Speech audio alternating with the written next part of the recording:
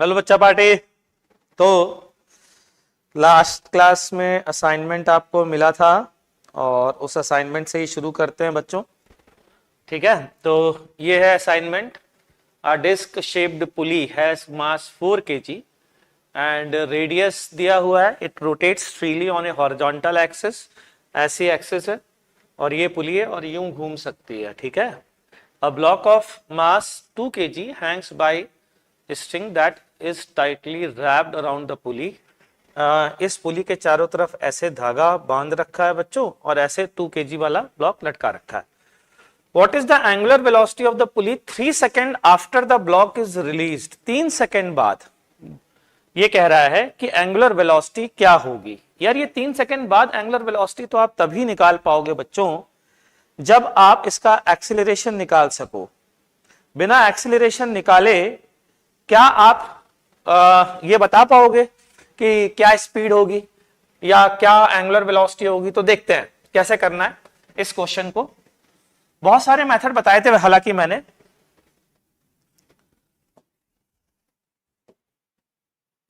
ध्यान दीजिएगा,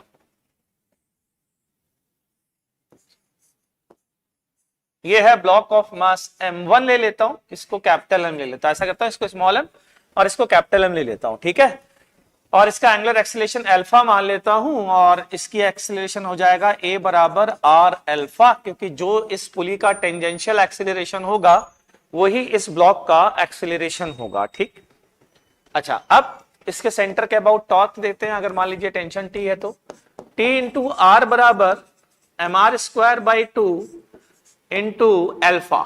अल्फा की वैल्यू a बाई आर रख सकते हैं आप, ये कैंसिल, तो T बराबर ma बाई 2 ये आ गया। दूसरी इक्वेशन बच्चा, ये mg, ये ऊपर टेंशन T, हम इक्वेशन लिखेंगे mg minus T equals to ma। देख लीजिए, कोई डाउट हो तो पूछिए बच्चों। क्या भाई बच्चा पाड़े, अरे समझ में आ रहा है क्या?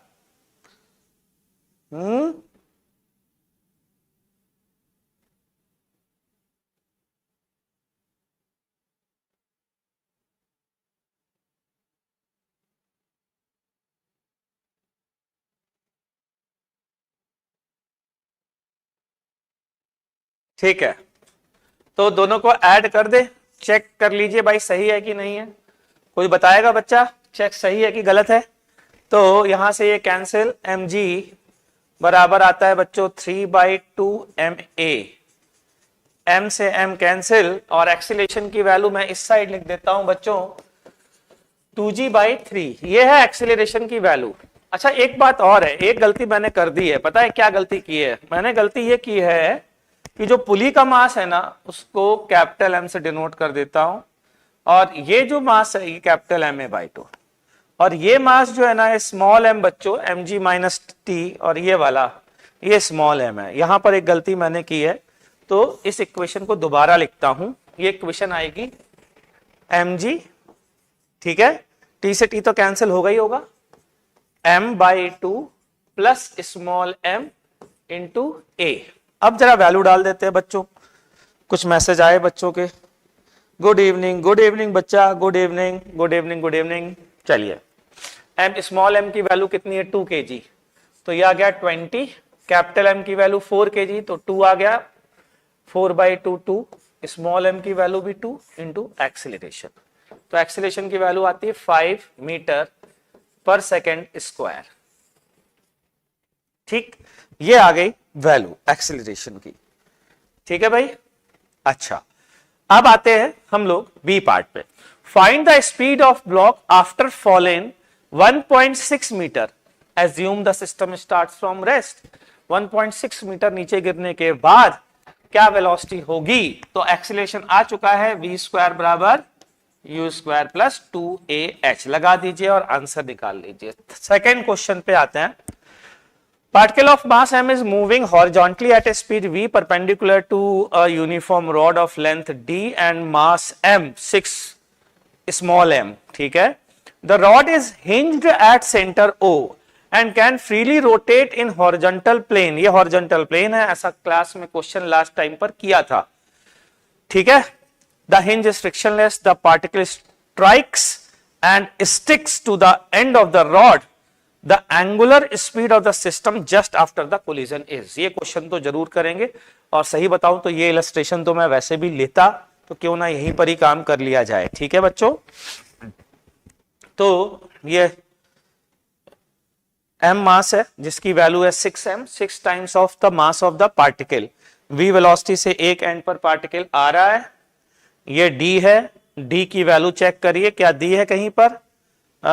d की वैल्यू नहीं दी है, केवल आपसे एंगुलर स्पीड पूछी गई है, लेंथ d दे दी गई है बस, और कुछ नहीं किया गया है, और पार्टिकल की स्पीड v दी गई है जो कि परपेंडिकुलर है। तो नेक्स्ट पेज पर आते हैं बच्चों, ठीक है। ओहो, नेक्स्ट पेज पर अगला है, ये तो हो जाएंगे आपसे मेरे हिसाब से, ठीक है। और ये दोनों क्वेश्चन जो है आप करिए, अगर आपने अभी तक नहीं ट्राई किए, और मेरा मानना ये है कि ये आपसे हो जाने चाहिए। यदि नहीं हुए हैं तो थ्योरी को दोबारा पढ़िए, होने ही चाहिए, मेरा मानना ये है आपसे, ठीक है। तो मैं उस क्वेश्चन पर आता हूं। ये क्वेश्चन तो मेरा क्लास वाला क्वेश्चन है, इसको भी करेंगे। एक काम करते हैं, पहले इसको ही कर लेते हैं और फिर वो वाला क्वेश्चन उठा करके कर लेंगे, ठीक। ये वाला क्वेश्चन, कोई आंसर बताना चाहेगा मेरे इस क्वेश्चन का? मेरे इस क्वेश्चन का कोई आंसर बताना चाहेगा क्या? बता सकते हो तो बताओ।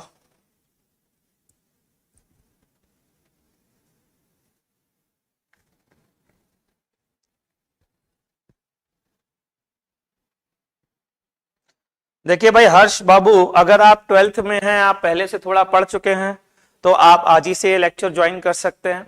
और अगर आप 11th में हैं तो मेरा मानना ये है कि जिस सीक्वेंस में आप चल रहे हैं उसी सीक्वेंस को फॉलो करिए।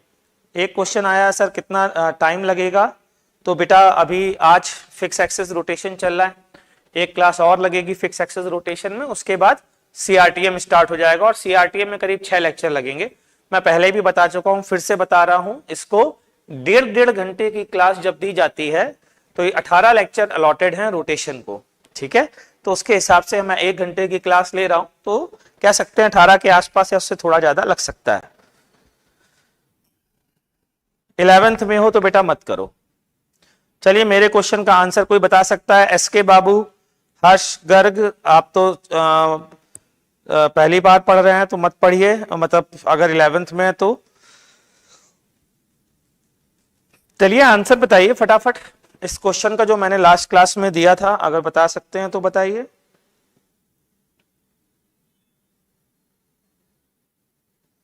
क्या रेगुलर स्कूल से भी टॉप 100 में रैंक आ सकती है? हाँ बेटा, टॉप 100 रैंक तो आ ही सकती है, कभी भी आ सकती है और कैसे भी आ सकती है, सिर्फ रेगुलर स्कूल की बात नहीं है। मतलब आप मेहनती हो तो स्कूल, इतने संसाधन तो आज की डेट में है ही, जैसे यूट्यूब पे मैं पढ़ा रहा हूँ वैसे कोई ना कोई और सर लोग भी पढ़ा रहे हैं, केमिस्ट्री भी, मैथ्स भी। तो आप बहुत ज्यादा मेहनत करनी पड़ेगी, बस ये है, बहुत ज्यादा डिसिप्लिन चाहिए। थोड़ा मुश्किल होता है रियल लाइफ में, मतलब हाइपोथेटिकली तो हम कह देते हैं कि यार क्यों कर तो सकते हैं, तो कर तो सकते हैं, ये बात तो सही है कि इट इज रियली टफ कि एक पर्टिकुलर पैटर्न को फॉलो करना विदाउट एनी गाइड और मेंटर। ठीक है, चलिए इस क्वेश्चन का आंसर आपने नहीं निकाला तो मैं चाहता हूं आप सभी लोग इस क्वेश्चन को पढ़ लीजिए, क्योंकि बहुत इंपॉर्टेंट चीज मैं डिस्कस करने जा रहा हूं। ये वो चीज है जिसमें मैक्सिमम लोग रोटेशन में फंस जाते हैं, मैक्सिमम स्टूडेंट को प्रॉब्लम होती है इस तरीके के क्वेश्चन करने में, खासकर जहां पर कोलिजन में ई की वैल्यू दी हो, जैसे यहां ई की वैल्यू 1 दी है, ई की वैल्यू हाफ दी हो, वहां पर हम ऐसे क्वेश्चन में फंस जाते हैं। तो सबसे पहली चीज जरा ध्यान से सुनिएगा, सबसे पहली चीज बच्चों ये है कि हम एंगुलर मोमेंटम कंजर्वेशन प्रिंसिपल क्यों लगाएं सर? पहले तो आप ये बताओ, क्योंकि आप तो चैप्टर पढ़ा रहे हो, टॉपिक पढ़ा रहे हो, इस टॉपिक का नाम है एंगुलर मोमेंटम कंजर्वेशन, इसलिए मैं एंगुलर मोमेंटम कंजर्वेशन लगाऊं ये अच्छी बात नहीं है। आप तो मुझे ये बताइए, एज ए स्टूडेंट आपका प्रश्न ये होना चाहिए कि मैं कैसे पहचानूंगा कि इसमें एंगुलर मोमेंटम कंजर्वेशन लगाना है। तो सुनिए जरा ध्यान से। मैं ये तो समझ गया कि ये कोलिजन वगैरह अगर हो रहा है तो हमारे पास क्या क्या टूल्स हैं कोलिजन के, तो एक टूल जो पहले हुआ करता था वो होता था linear momentum conservation.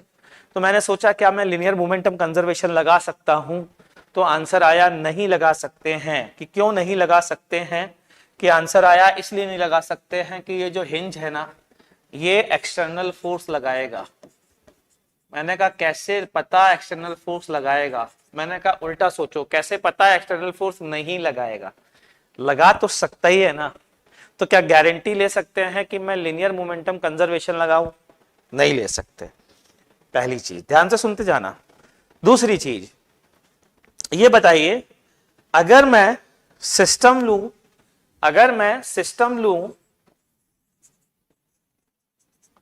Rod plus particle,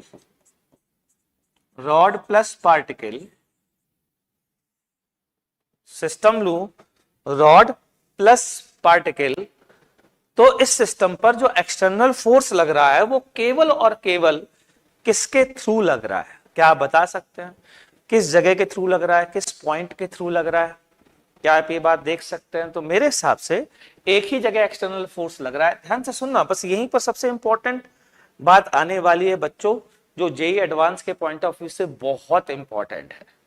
एक ही जगह फोर्स लग रहा है हिंज पर, तो मेरे दिमाग में आया अगर केवल एक ही जगह से फोर्स पास हो रहा है ड्यूरिंग द प्रोसेस, फोर्स का line of action, external force का लाइन ऑफ एक्शन चेंज नहीं हो रहा है, तो गारंटी है इस पॉइंट से पास होने वाले फोर्स का टॉर्क 0 रहेगा। तो क्यों ना कह सकता हूं मैं इस एक्सिस के about, torque about hinge point ये 0 होगा, क्योंकि एक ही एक्सटर्नल फोर्स है और वो भी हिंज से पास हो रहा है। क्लियर बच्चों? ठीक। जब मुझे ये पता चला कि टॉर्क 0 है, तो मेरे दिमाग में चमका, तो फिर dl/dt इस सिस्टम का 0 होना चाहिए। इसका मतलब इस सिस्टम के लिए मैं L इनिशियल बराबर L फाइनल कह सकता हूं। ये मेरे दिमाग में बात आई। ठीक है,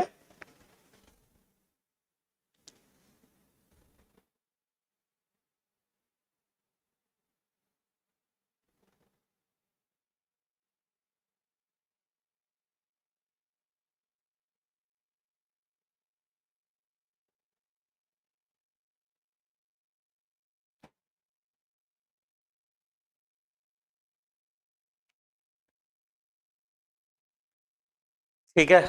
चलिए अब जरा इस सिस्टम का, रॉड प्लस पार्टिकल का इनिशियल एंगुलर मोमेंटम लिखेंगे और फाइनल एंगुलर मोमेंटम लिखेंगे। लिखने के लिए हमें वेरिएबल पता होने चाहिए, तो एज्यूम करेंगे फाइनल वेरिएबल है क्या।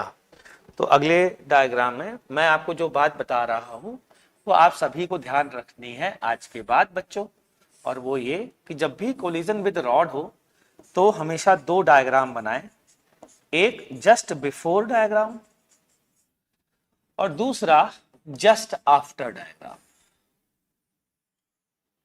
जस्ट आफ्टर हमेशा, ये हमेशा करना बच्चों, ऑलवेज। ठीक। अच्छा, अब यहां से ये पार्टिकल आ रहा है m मास का v0 वेलोसिटी से। ठीक है, इस रॉड का मास देखिए मैंने कितना लिया था बच्चों, दोनों का सेम मास लिया था। ठीक है, रॉड का मास भी m है। ये सिचुएशन है जस्ट बिफोर।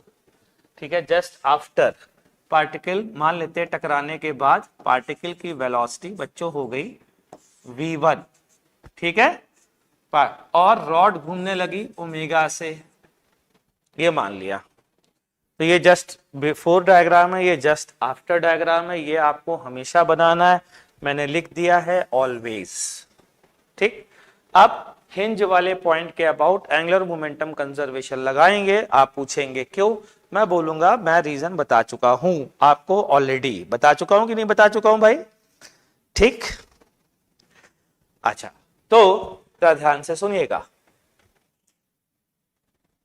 इनिशियल मोमेंटम तो कंजर्व, अच्छा मोमेंटम कंजर्व क्यों नहीं होगा ये भी बता चुका हूं। एक्सटर्नल फोर्स है, किसका हो सकता है? हिंज का हो सकता है, इसलिए हम मोमेंटम कंजर्वेशन नहीं लगा सकते।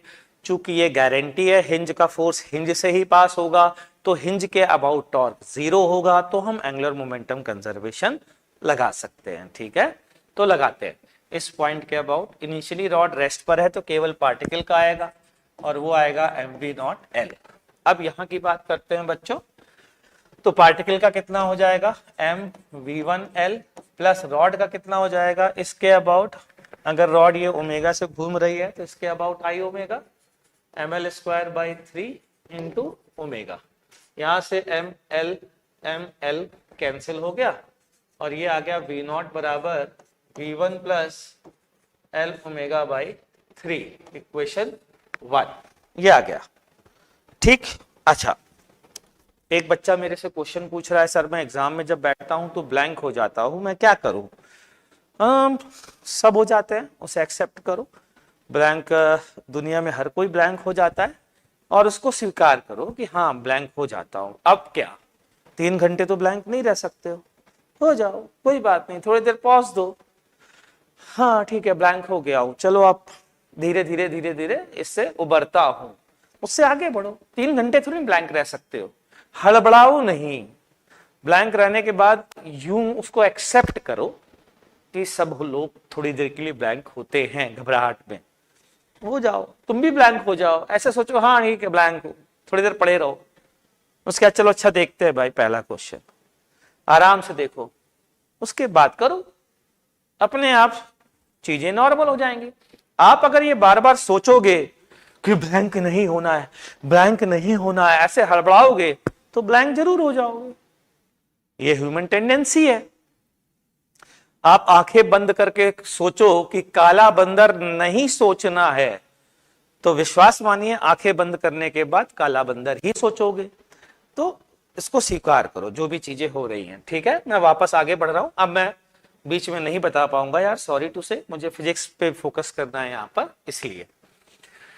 अगली चीज होती है बच्चों न्यूटन्स लॉ ऑफ कोलिजन की equation, that is E = v2 minus v1 upon v1 minus v2। ये है इक्वेशन जो मैंने न्यूटन्स लॉ ऑफ कोलिजन की बताई थी।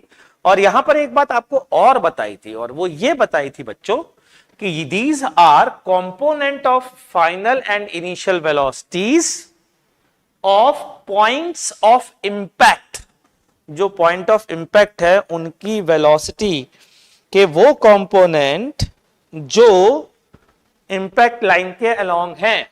ठीक है, तो E की वैल्यू है 1 बराबर v2 मतलब सेकेंड बॉडी की, डैश का मतलब फाइनल वेलोसिटी, सेकेंड बॉडी के उस पॉइंट की फाइनल वेलोसिटी L ओमेगा। इस डायरेक्शन को चलो पॉजिटिव ले लेते हैं, किसी भी डायरेक्शन को पॉजिटिव ले सकते हो।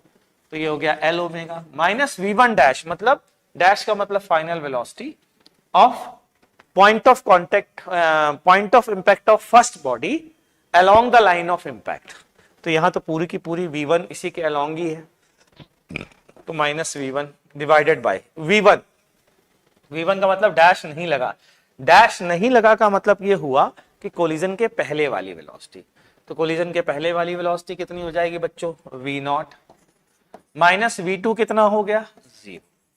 तो यहां से ये वैल्यू आती है L ओमेगा माइनस v1 बराबर v0।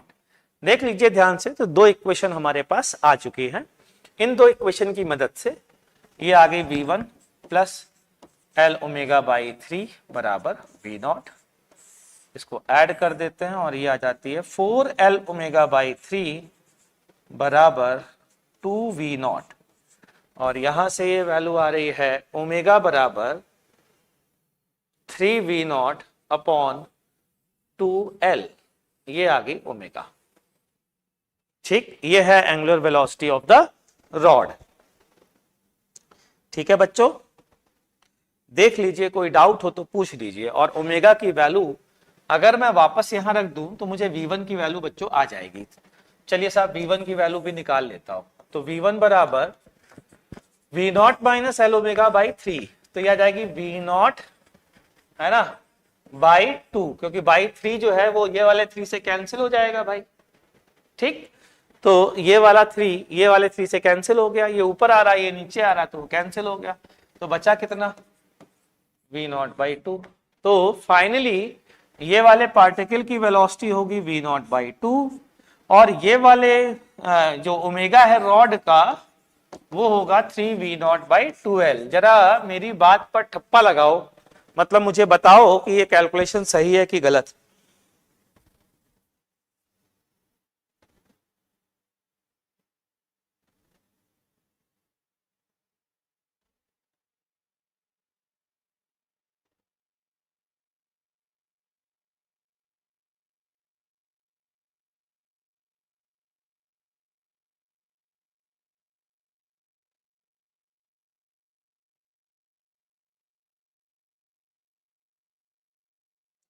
भाई AIR 1 को मैंने नहीं पढ़ाया है, लेकिन जो भी AIR 1 को पढ़ाता है वो पहली बार तो AIR 1 को पढ़ाता है, हमेशा कभी ना कभी तो पहली बार पढ़ाता ही है। कैलकुलेशन सही है, ठीक है।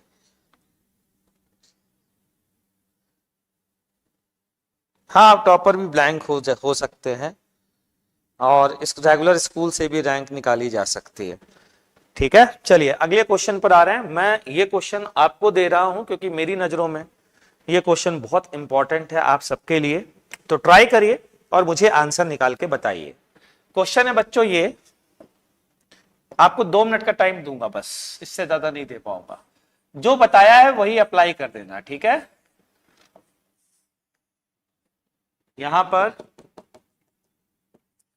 एक पार्टिकल है m मास का, v0 वेलोसिटी से आ रहा है।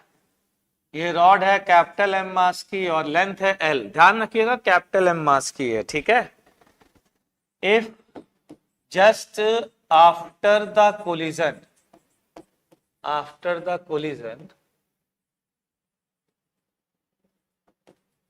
particle comes to rest,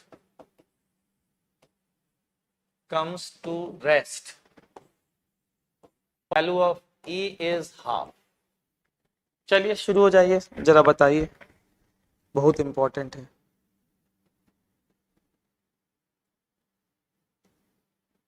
sir क्या आपका कोई स्टूडेंट रेगुलर था पर तब भी टॉप 100, मतलब ये क्या मीनिंग है?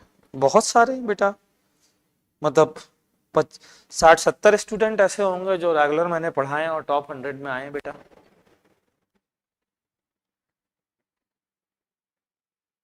मतलब ऐसे तो बहुत सारे स्टूडेंट हैं। एक बैच तो मैंने आपको बताया भी था कि 11 बच्चों का बैच था, उसमें से 9 बच्चे टॉप 100 में सिलेक्ट हुए थे। चलिए अब इस क्वेश्चन को सॉल्व करिए यार, बातें आप लोग काफी कर लेते हैं, क्वेश्चन को भी थोड़ा सॉल्व करिए।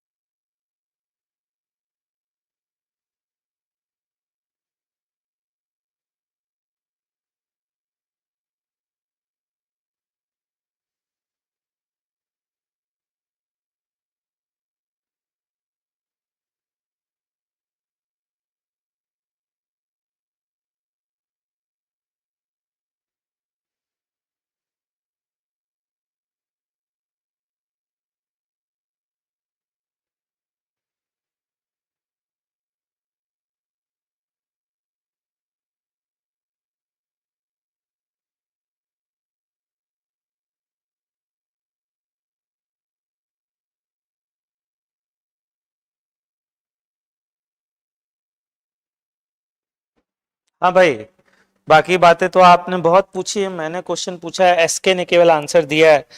m/m की वैल्यू 6 आ रही है।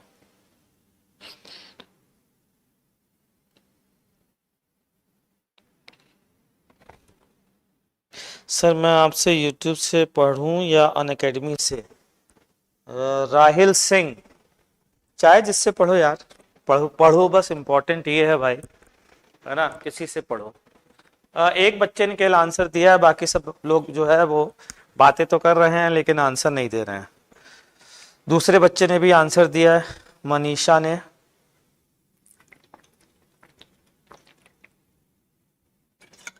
चलिए 1/6 आ रही है मेरी, ठीक है। चलिए मैं भी निकाल के देखता हूँ बेटा, एसके का भी 1/6 ही आया है, चलो देखते हैं, ठीक है। 1/6 या 6 आ रहा होगा कोई एक, तो जैसा सर ने बताया था वैसा काम शुरू करिए। मैंने आपको बताया था बच्चों कि जस्ट आफ्टर और जस्ट बिफोर का डायग्राम बना लीजिए, तो बना लेते हैं। जस्ट आफ्टर का भी डायग्राम, जस्ट आफ्टर में पार्टिकल रेस्ट पे आया, ऐसा क्वेश्चन में लिखा हुआ है। मान लेते हैं ये ओमेगा से घूमने लगा और ई की वैल्यू हाफ दी है, ठीक है। तो सबसे पहले एंगुलर मोमेंटम, तो M we naught cap small m we naught into l बराबर capital M l square by 3 into omega, क्योंकि पार्टिकल आ गया है रेस्ट पर, तो एल से एल कैंसिल हो गया। यहां से वैल्यू आती है एम वी नॉट बराबर M L omega by 3, equation number 1। अब आती है ई की डेफिनेशन, ई बराबर v2 dash minus v1 dash upon v1 minus v2, जिसकी वैल्यू बच्चों हाफ दी गई है। अब v2 डैश की वैल्यू लिखते हैं।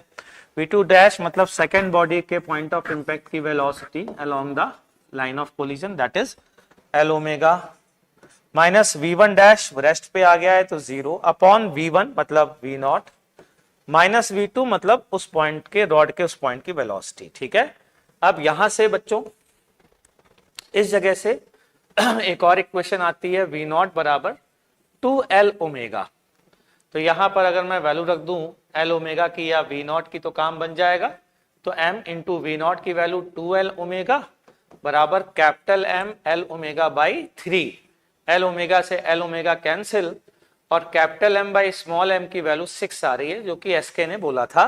बिल्कुल सही आंसर दिया बेटा आपने, बहुत ही बढ़िया, शानदार।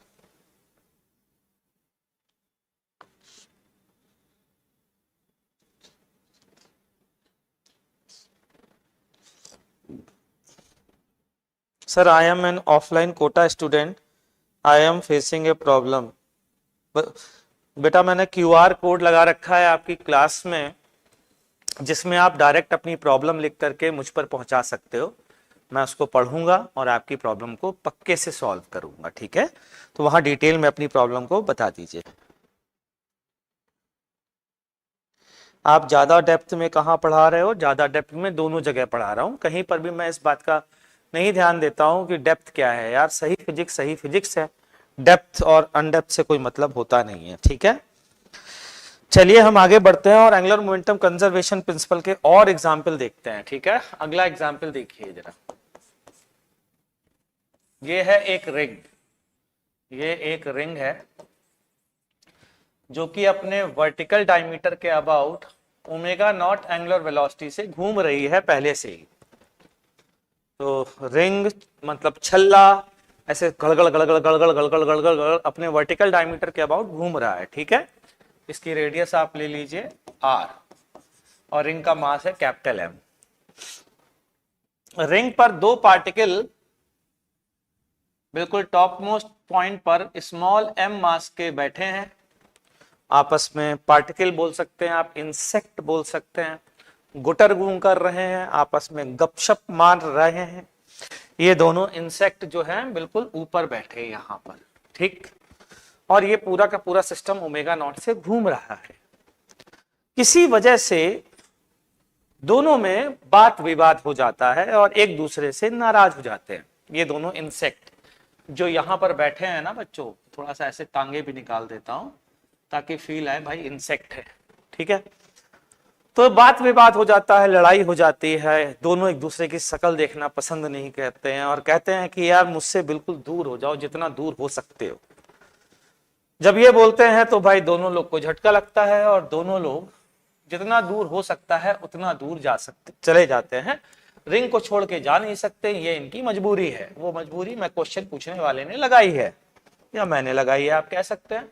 तो मैक्सिमम जो है वो यहां पर ये पहुंच सकते थे, तो अब ये यहां पर पहुंच गए हैं दोनों इंसेक्ट, स्लोली यहां पर आकर के रुक गए, ठीक है। मेरा क्वेश्चन ये है बच्चों, इस समय रिंग की एंगुलर वेलोसिटी क्या होगी? This is the question. चलिए शुरू हो जाइए, देखते हैं कितने लोग कर पाते हैं। With explanation.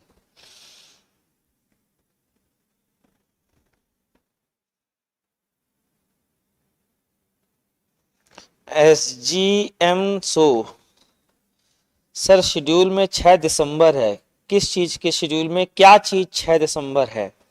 Sir why you don't use social media like Instagram and Twitter? बेटा यूज तो करता हूं मैं,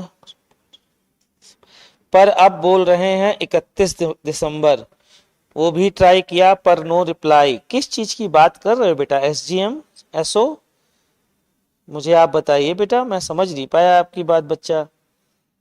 मैं देखता हूं पुरानी चैट, लेकिन वो समझ में आ नहीं रहा आप क्या कह रहे हैं, क्या प्रॉब्लम फेस कर रहे हैं आप? कि आप जो डेट बता रहे हैं 6 दिसंबर और 31 दिसंबर, किस चीज की डेट बता रहे हैं बेटा?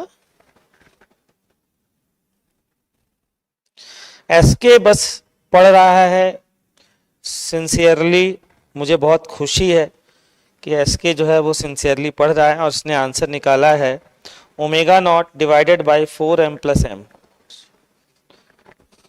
ये निकाला है।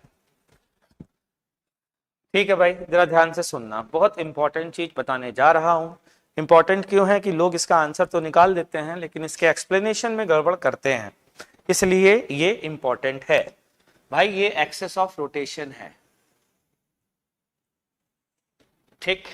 जब इंसेक्ट बीच में होंगे तो उनका टॉर्क होगा, हो सकता है, लेकिन अबाउट एक्सिस होगा कि नहीं? तो याद करिए, torque about axis, torque about axis मैं पढ़ा चुका हूं, और अगर आप थ्योरी पढ़ के आए हैं तो आपको समझ में आया होगा कि वो फोर्स जो एक्सिस के पैरेलल होते हैं वो टॉर्क अबाउट एक्सिस में पार्टिसिपेट नहीं करते हैं। ये बात मैं आपको बता चुका हूं, ठीक है। Syllabus complete. SGM किस चीज का सिलेबस? 11th का, 12th का, कॉन्कर का, किसका सिलेबस बेटा वो भी बताइए, और जेई या नीट ये भी बताइएगा, ठीक है। तो टॉर्क अबाउट एक्सिस mg का नहीं आएगा। रिंग के खुद के वेट का कोई टॉर्क होगा क्या बच्चों? नहीं होगा। दैट मींस इस बार टॉर्क अबाउट एक्सिस 0 है, इसलिए बच्चों एंगुलर मोमेंटम भी अबाउट एक्सिस कंजर्व रहेगा, अबाउट पॉइंट कंजर्व नहीं रहेगा। किस एक्सेस के अबाउट? जिस एक्सेस के अबाउट रोटेशन हो रहा है, जो दिखाया गया है उसी के अबाउट, ठीक। चलिए शुरू करते हैं। इनिशियल मोमेंट ऑफ इनर्शिया, दो जो इंसेक्ट एक्सेस पे बैठे हैं उनका मोमेंट ऑफ इनर्शिया हो 0 होगा। रिंग का मोमेंट ऑफ इनर्शिया डायमीटर के अबाउट mr²/2 होता है, नहीं पता तो याद कर लीजिए या निकालिए, इनटू ओमेगा नॉट। ये इनिशियल आ गया। फाइनल देखते हैं। फाइनल ये रिंग है ये वाली, और ये डायमीटर है, और ये इसके अबाउट घूम रहा है, तो रिंग का mr² तो आएगा ही आएगा, प्लस दो पार्टिकल हैं, दोनों की एक्सिस से डिस्टेंस r है, तो 2mr² इंटू ओमेगा। तो यहां से बच्चों ओमेगा की वैल्यू आती है, अगर आप ध्यान से देखो तो m omega naught upon capital M plus 4 small m, ये है आंसर। और ये आंसर SK ने बिल्कुल सही बताया था। SGM SO offline 12th NEET Apex batch, okay, आप नीट एपेक्स बैच में हैं, ठीक है। उस QR कोड में मेंशन कर दीजिएगा कि मैंने YouTube पर मोहित भार्गव सर से बात की थी, क्योंकि नीट के QR कोड मैं आगे फॉरवर्ड कर देता हूं, तो अगर तुम ये मेंशन कर दोगे तो मैं खुद ही पढ़ लूंगा, ठीक है, और फिर देखता हूं ये प्रॉब्लम कैसे सॉल्व की जाए।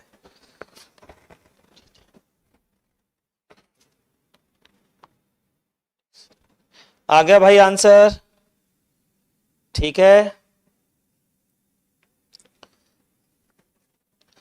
अब ध्यान से सुनना बच्चों, एक बड़ी इंपॉर्टेंट सी चीज है कि ये बताएं, अगर किसी ने पूछा कि kinetic energy about the axis या टोटल काइनेटिक एनर्जी कंजर्व रहेगी क्या, तो आंसर है कंजर्व नहीं रहेगी। उसके दो कारण होंगे। एक तो इंसेक्ट के इंटरनल फोर्सेस का वर्क, इंसेक्ट यहां पर आकर के स्लोली चल रहे हैं, जबकि इन पर बाहर लग रहा है होगा सेंट्रीफ्यूगल फोर्स। अगर मैं उसी फ्रेम में बात करूं, यदि उस फ्रेम में बात ना करूं तो आप यूं समझ लीजिए इंसेक्ट की ये वाली काइनेटिक एनर्जी पहले नहीं थी और बाद में आ गई, ठीक है, तो इन पर वर्क हुआ होगा। एक और समझ सकते हैं, अगर इंसेक्ट में मान लीजिए इंसेक्ट की जगह यहां पर रिंग होती और फ्रीली स्लाइड करती, तो रिंग जब यहां पहुंचती तो नीचे की ओर भी वेलोसिटी से पहुंचती स्लाइड करते हुए, वो वेलोसिटी नहीं है। तो क्या होगा, इंसेक्ट के केस में इंसेक्ट खा गए होंगे भाई साहब, तो लॉस हुआ होगा एनर्जी का। तो मैकेनिकल एनर्जी कंजर्व इस केस में नहीं रहेगी। ठीक, इस बात का विशेष ध्यान रखिएगा। ठीक, अब हम आगे पढ़ने जा रहे हैं बच्चों, बहुत ही इंपॉर्टेंट टॉपिक। लेकिन मेरी आपसे ये रिक्वेस्ट है कि अब जो टॉपिक पढ़ने जा रहा हूं और जो टॉपिक अभी खत्म किया है, इसके बीच में 4 से 5 पेज छोड़ दीजिएगा। ऐसा मैं क्यों कह रहा हूं, हमेशा जब भी आप 4 से 5 पेज छोड़ देते हैं बेटा, तो क्या होता है, आपको जब भी फिक्स एक्सिस रोटेशन के अच्छे क्वेश्चन मिलेंगे, तो उन क्वेश्चंस को, जो भी अच्छे क्वेश्चन आपको मिलते हैं, उन क्वेश्चन को उन 5 से 6 पेजेस में आप लिख लिया करिए। इससे फायदा क्या होता है, इससे फायदा यह होता है कि जब आप रिवीजन करते हैं ना, तो आपको वापस से उन क्वेश्चन को फिर से नहीं देखना पड़ता। ठीक है, आपको फटाक से वो दिख जाते हैं। ठीक, तो अगली चीज जो हम पढ़ने जा रहे हैं वो है combined rotational and translational motion. Combined rotational and translational motion.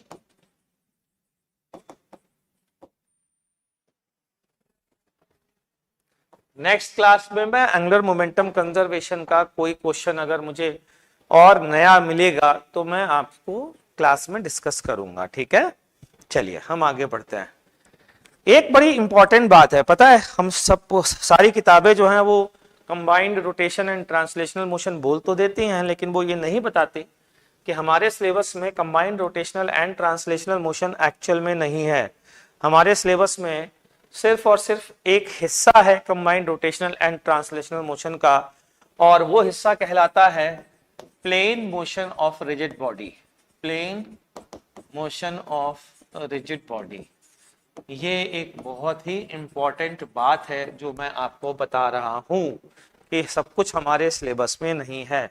हमारे सिलेबस में सिर्फ plane rotation of rigid body है। तो अब आप पूछेंगे कि sir plane rotation of rigid body क्या होता है?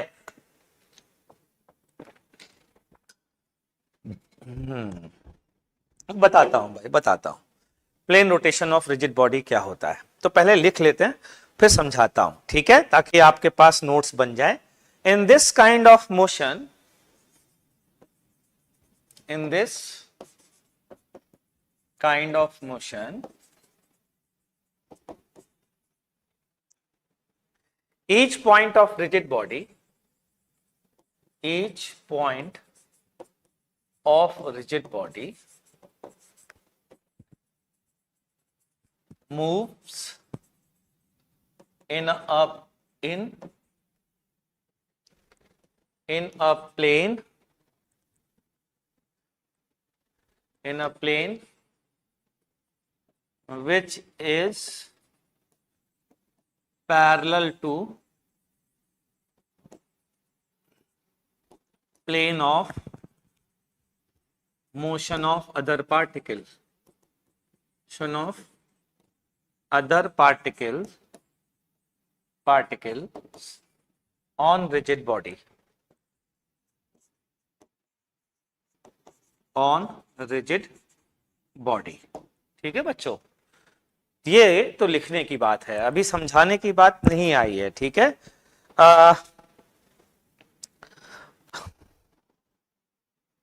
और बेहतर समझाने के लिए एक लाइन और लिखता हूं। In this case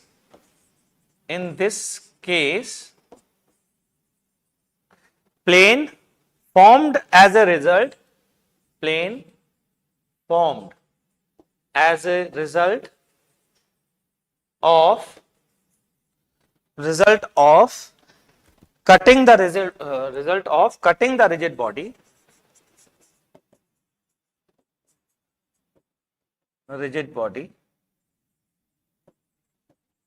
cutting the rigid body perpendicular to the axis of rotation, perpendicular को ऐसे सिंबल से to the axis of rotation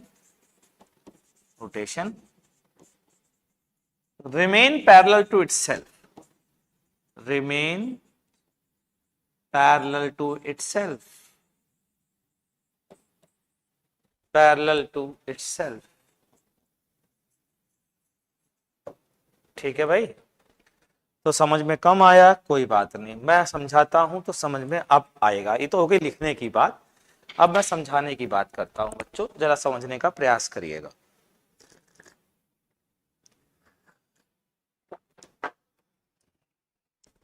ये है मेरी बॉटल,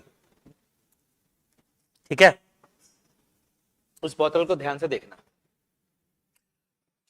जब ये बोतल चल रही है, ठीक है, तो ये ऐसे घूम सकती है, इसको अलाउड है, मतलब ऐसे ऐसे ऐसे घूमना इसको अलाउड है, ऐसे घूमना अलाउड है।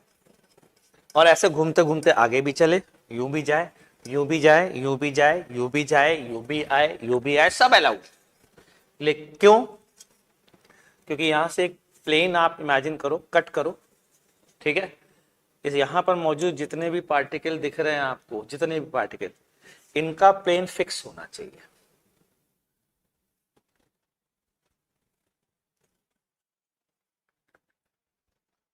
प्लेन फिक्स होना चाहिए, मतलब सर ऐसा नहीं होना चाहिए, ऐसे ऐसे जाते हुए फिर यूं हो गए, ऐसे ऐसे जाते हुए आगे आ गए, ऐसे ऐसे जाते, तो ये नहीं होना चाहिए। अगर ये हो गया तो हम वो नहीं पढ़ रहे हैं, वो हमारे सिलेबस में नहीं है।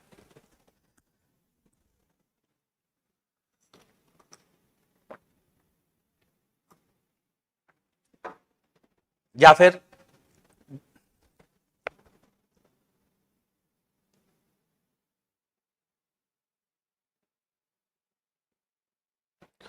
हाँ बेटा, छुट्टी नहीं करने का प्रयास करता हूं मैं, कोशिश करता हूं, क्षमा चाहूंगा मैं, मैं चाहता तो नहीं छुट्टी करूं, लेकिन हो जाती है बेटा।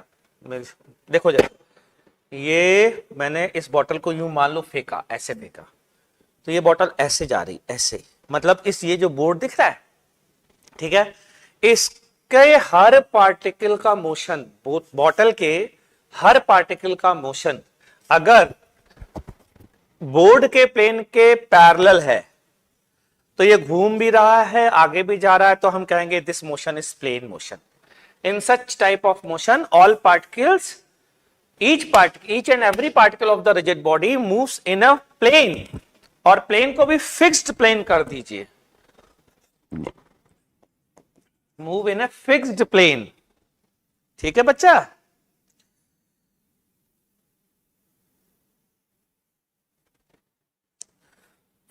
Move in a fixed plane, ऐसे, ठीक। तो इस मोशन की खास बात बताता हूं आपको, बहुत ही शानदार। वो खास बात यह है, ध्यान दीजिएगा, कि in such type of motion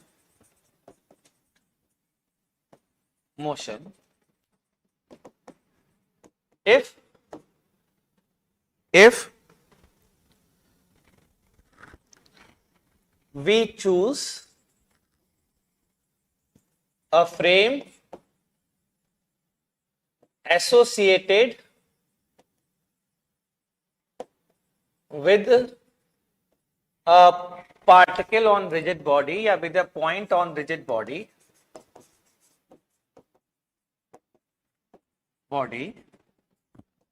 then in this frame whole body perform pure rotation about a fixed axis, passing through that point and perpendicular to the plane of motion.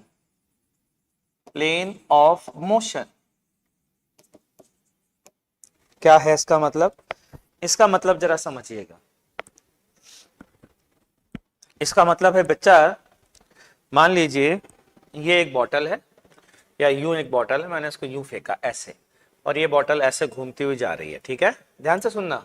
अगर मैं इस बॉटल के इस पॉइंट के frame में चला जाऊं, ठीक है, और ये बॉटल आगे जा रही थी, तो ये प्लेन ऑफ मोशन बोर्ड का प्लेन था, इसके परपेंडिकुलर जो एक्सेस आएगी ना, अगर मैं इस पॉइंट के फ्रेम में जाऊं तो इससे पास होने वाली जो पूरी एक्सेस है ना, वो सारी की सारी एक साथ रेस्ट पर आ जाएगी, और ये पूरी बॉडी उस एक्सेस के अबाउट प्योर रोटेशन करती हुई दिखाई देगी।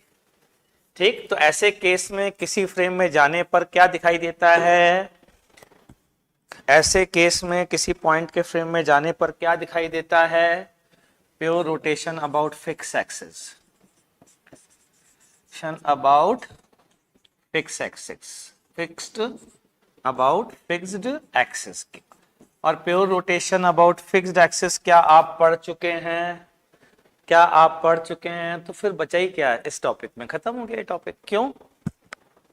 आप किसी पॉइंट के फ्रेम में जाना रिलेटिव मोशन में सीख चुके हैं, पहली बात।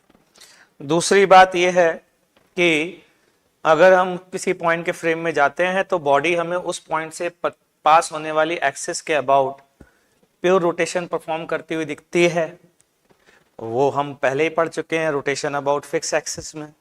तो फिर बचा ही क्या, ठीक, खत्म हो गया।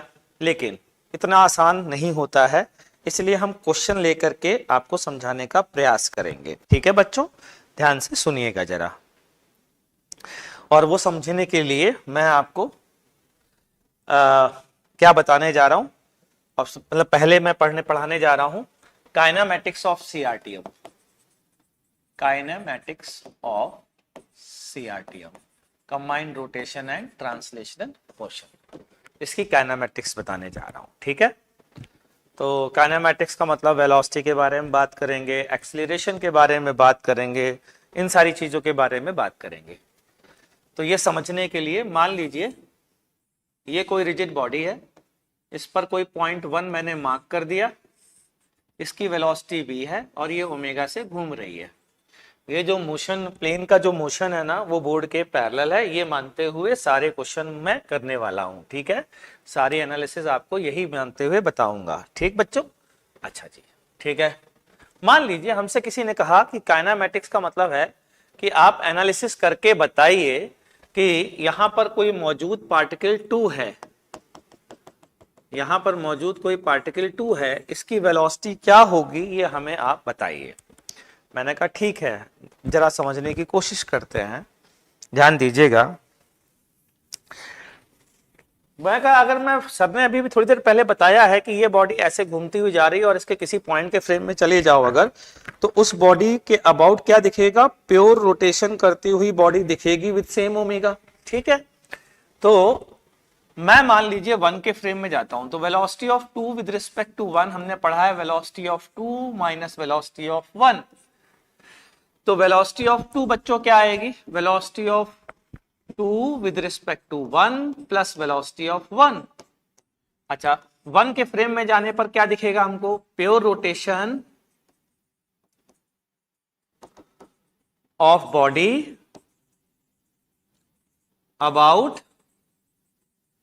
fixed axis passing through 1 and perpendicular to plane of motion, perpendicular to plane of motion। ठीक है, V21 अभी थोड़ी देर पहले लिखवाई थी ये बात, क्या लिखवाई थी कि 2 velocity of 2 with respect to 1, मतलब हम 1 के फ्रेम में जाएंगे तो 1 से पास होने वाली एक्सेस के अबाउट पूरी बॉडी हमें प्योर रोटेशन करती हुई दिखाई देगी। ठीक है, ओमेगा हमको पता है, और उसमें फिर बाद में अगर मैं v1 जोड़ दूंगा तो 2 की वेलोसिटी आ जाएगी बच्चों। इसी तरीके से मान लीजिए मैं कोई जनरल पॉइंट लेता हूं r, मान लीजिए जनरल पॉइंट r लेता हूं, तो r के लिए भी तो ये कह सकते हैं कि velocity of r is velocity of r with respect to 1 plus velocity of 1, कह सकते हैं कि नहीं कह सकते हैं। तो इसी चीज को लोगों ने एक डिफरेंट स्टाइल से पेश किया। कैसे, जरा ध्यान से सुनना। उन्होंने कहा कि आपको अगर किसी रिजिड बॉडी में किसी भी पॉइंट की वेलोसिटी चाहिए और वो रिजिड बॉडी जो है वो combined rotational and translational motion मतलब प्लेन मोशन परफॉर्म अगर कर रही है, तो जिस पॉइंट की वेलोसिटी गिवन है इस बॉडी को दो पार्ट में ब्रेक कर लीजिए। पहली बार उस पॉइंट से पास होने वाली एक्सिस को फिक्स कर दीजिए, रिजिड बॉडी को ओमेगा दे दीजिए, और दूसरे पार्ट में उसी रिजिड बॉडी को प्योर ट्रांसलेशनल मोशन से चला दीजिए, v1 v1 v1 v1। और कहा कि अगर इन दो बॉडीज से आपको मान लीजिए इस पॉइंट की वेलोसिटी निकालनी है से r, तो इस डायग्राम में r की वेलोसिटी निकालिए, इस डायग्राम में r की वेलोसिटी निकालिए, दोनों का वेक्टर समेशन कर दीजिए, आंसर आ जाएगा। ऐसा किताबें कहती हैं। और वो कहती हैं कि सीआरटीएम करती हुई किसी भी बॉडी को प्योर रोटेशन और प्योर ट्रांसलेशन के कॉम्बिनेशन से रिप्रेजेंट किया जा सकता है। मैं आपको आज उसका रीजन बता रहा हूं कि ऐसा क्यों किया जा सकता है बच्चों। तो बच्चों क्यों किया जा सकता है, क्योंकि ये पता है आपको क्या देगा, ये देगा VR1 velocity of r with respect to 1, और ये क्या देगा, आप किसी भी पॉइंट r ले लो, p ले लो, कोई भी ले लो, सब में क्या ऐड करना पड़ेगा, v1। तो जब आप ऐसा करोगे तो ऑटोमेटिकली VR आ जाएगा कि नहीं आ जाएगा, इसलिए लोग ऐसा कहते हैं। देख लीजिए, कोई डाउट हो तो पूछिए।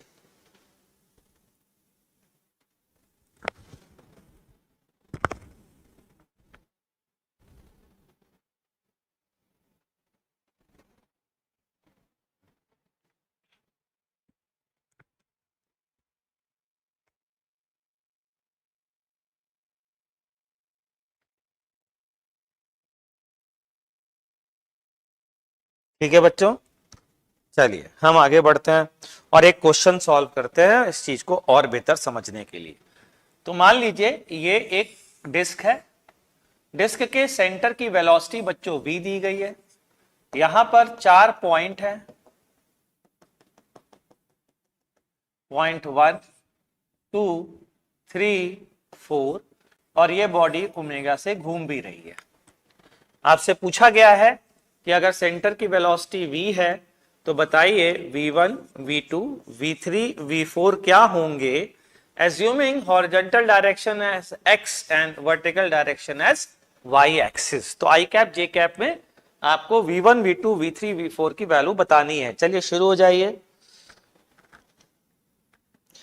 But then if we find a point such that the rotational velocity of the point is negative of then can't CRTM be viewed as pure rotation about that point? Yes Aarav, ऐसा होता भी है और ऐसा हम करते भी हैं, और उस पॉइंट को बोला जाता है इंस्टेंटेनियस सेंटर ऑफ रोटेशन। ठीक है, और उससे पास होने वाली एक्सिस को बोला जाता है इंस्टेंटेनियस एक्सिस ऑफ रोटेशन। लेकिन अभी उसके बारे में हम बाद में चर्चा करेंगे। ठीक है, चलिए साहब, तो शुरू करें। बॉडी को दो पार्ट में ब्रेक करिए, जिस पॉइंट की वेलोसिटी दी है चलिए उसी को फिक्स कर देते हैं, और उसके अबाउट प्योर रोटेशन। जरूरी नहीं है आप सेंटर को फिक्स करें, कोई जरूरी नहीं है, ध्यान रखिएगा। लेकिन जिसको फिक्स करेंगे सेकेंड पार्ट में उसी की वेलोसिटी हर पॉइंट को देंगे। चूंकि हमें सेंटर की वेलोसिटी पता है तो सेकेंड पार्ट में हम सेंटर की वेलोसिटी देना चाहते हैं, इसलिए फर्स्ट पार्ट में सेंटर को फिक्स करेंगे। इस बात का ध्यान रखिएगा। रोटेशन वाले पार्ट में जिस पॉइंट को आप फिक्स करते हैं, ट्रांसलेशन वाले पार्ट में आप उसी की वेलोसिटी पूरी बॉडी को देते हैं। इस बात का विशेष ध्यान रखिएगा। ठीक है, अब यहां पर अगर आपने इसको सेंटर को फिक्स कर दिया बच्चों, ये वेलोसिटी इस साइड आ गई आर ओमेगा, ये आ गई आर ओमेगा, ये आ गई आर ओमेगा, ये आ गई आर ओमेगा। ऐसे ही तो घूमते हैं सर्कल में। ठीक है, ये एक्स है, ये वाई है। तो मैं पॉइंट 1 की वेलोसिटी अगर बात करूं तो यहां से निकालिए, यहां से निकालिए और वेक्टर समेशन कर दीजिए। तो हम क्या लिखेंगे, R omega I cap plus V I cap. जरा इसकी बात करते हैं, तो minus are omega J cap plus V I cap. इसकी बात करते हैं minus are omega I cap plus V I cap, क्योंकि ये तो हमेशा सब में सेम ही आएगा बच्चों। चौथा पॉइंट ऊपर की ओर है तो आर ओमेगा जे कैप। ये है V1, ये है V2, ये है V3 और ये है V4। इस तरीके से हम किसी भी पॉइंट की वेलोसिटी को निकाल सकते हैं। चलिए आपसे एक क्वेश्चन मैं पूछता हूं, उसका आंसर दीजिएगा। इसी क्वेश्चन का एक्सटेंशन है। यहां से स्मॉल r डिस्टेंस पर थीटा एंगल पर पॉइंट नंबर 5 है। चलिए पॉइंट नंबर 5 की वेलोसिटी बताइए, वेक्टर फॉर्म में क्या आएगी, v5 कितनी आएगी ये बताइए।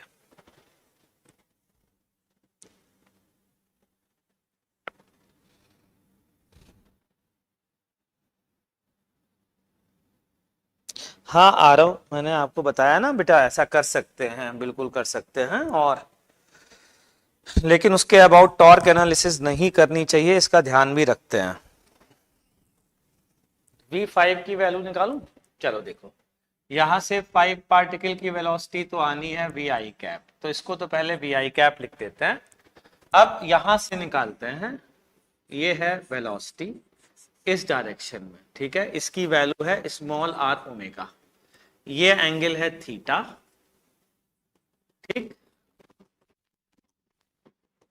तो ये एंगल भी थीटा, ये थीटा, तो इस डायरेक्शन में आ जाएगी small r omega cos theta, और इस डायरेक्शन में आ जाएगी small r omega sine theta, ठीक। क्लियर है भाई? तो अब ऐड कर दीजिए, ये आ जाएगा minus are omega sine theta i cap और minus are omega cos theta. मैं मिलूंगा आपसे नेक्स्ट क्लास में, हम लोग डिस्कस करेंगे कि आखिरकार और क्या एनालिसिस की जा सकती है, ठीक है। ये नेक्स्ट क्लास में हम डिस्कस करेंगे।